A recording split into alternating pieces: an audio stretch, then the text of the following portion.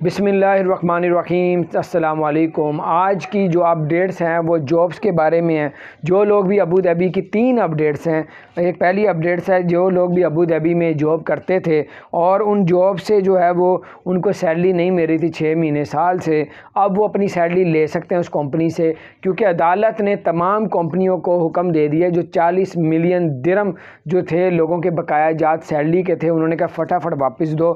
دوسری خبر یہ ہے کہ الحسن ایپ اگر آپ نے کیا ہوا ہے تو اس میں گرین پاس آپ کا ہونا چاہیے، پھر آپ کو وہ اپنے ملک میں انٹری دیں گے، نہیں تو اس کے بغیر نہیں دیں گے۔ تیسری خبر آ رہی ہے ابو ظہبی کی، وہ یہ ہے کہ جناب کہ جتنے بھی وہاں پہ جنازگاہ شادی ہال ہیں ان میں اب لمیٹڈ لوگ جمع ہوں گے، اگر 100% نہیں ہو سکتے، اب کم تعداد کر دی ہے اس کی۔